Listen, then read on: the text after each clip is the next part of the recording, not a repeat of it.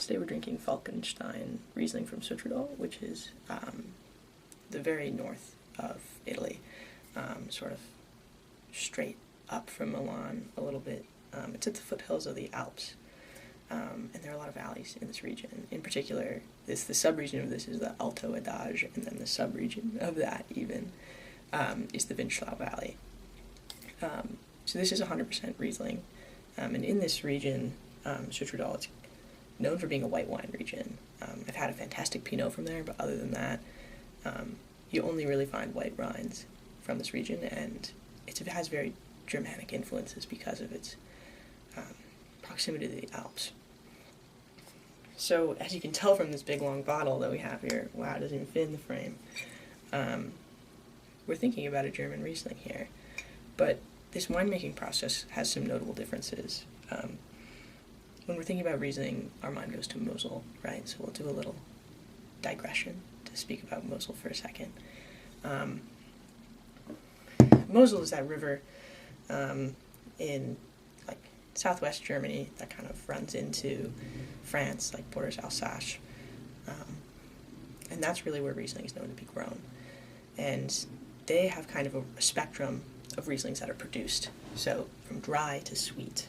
And that just has to do with the residual sugar from the fermentation process. And sort of as generally as you can speak, the further south you go down the river, the drier the Rieslings tend to be produced. And the best way to tell if a Riesling is going to be dry or sweet is just look at the ABV. So this one we have here is 13% alcohol by volume, and so I'm going to guess that this is a dry Riesling. A sweet Riesling would be something in between 6 to 9% ABV. And in Mosel, they don't typically utilize a lot of oak. It's mostly neutral fermentations, like stainless steel or concrete, something like that, maybe at a more contemporary vineyard. And you can tell that that's the case is because most Riesling from Mosel is nearly colorless. So both in and outside of Mosel, it's really uncommon to see oaked Riesling. And it's certainly also uncommon to see Riesling as a blend, but this is 100% Riesling, so I don't really have too much to say on that. But this Italian take on this Riesling means that in the winemaking process it spends 10 months in acacia barrels. And acacia barrels are kind of an uncommon practice. It's kind of one of those things you don't see too often, like Slovenian oak, which is sometimes used for Barolo to be special. And I think there are some Barolos that use acacia as a little bit of a specialty. And not only does it spend 10 months in oak, doing both its fermentation and that just following aging process, as you might imagine, because the wine never moves from that barrel, it's surly, so it hangs out with the dead yeast, for lack of a better term, and that can really give things a fun, funky nose that I tend to really enjoy. And then after it's done, that whole process, it spends a year in the bottle before going out. So this is from 2019. One of the best things about Riesling for young people on a budget like me is that it's oftentimes pretty cheap for good quality. Now this bottle doesn't particularly apply to that. I think it was $26 at my wine shop, but luckily I got to take it home after hosting a tasting. But a lot of really good Riesling is cheap because Riesling is an extremely high yield grape. The berries are really small, so with a small amount of land you can make a lot of Riesling. But it also lends itself to being used in poor winemaking practices where people are just planting as much Riesling as they can and making as much Riesling as possible. And then you have those $6 bottles of 1.5 liter Riesling that's sweet as all get out. So look at this over some light on a white piece of paper. This is certainly a straw yellow wine. Now it's not quite as colored as maybe an aged wine would be, or a Chardonnay that's been oaked to oblivion somewhere in California, but certainly more yellow than most Rieslings you'll find. It's nice, it has a strong smell.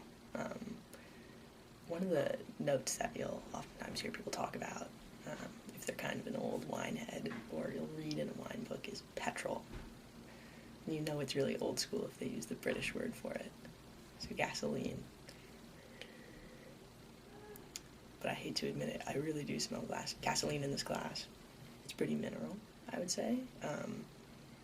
This plot of land, the grapes are grown on like a very mineralic soil, if that's the word. It's granite, it's slate, it's quartz, it's mica.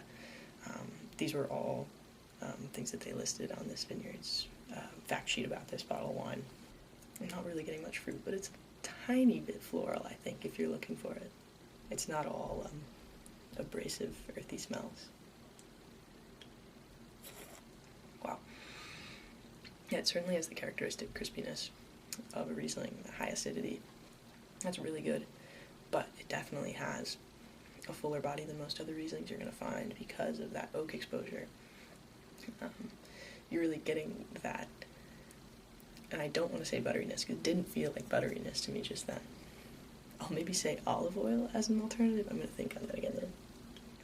Yeah, the texture has certainly been changed in the way that, you know, a Burgundy Chardonnay that's not been oaked versus a Californian Chardonnay that's been oaked have a totally different feeling in your mouth.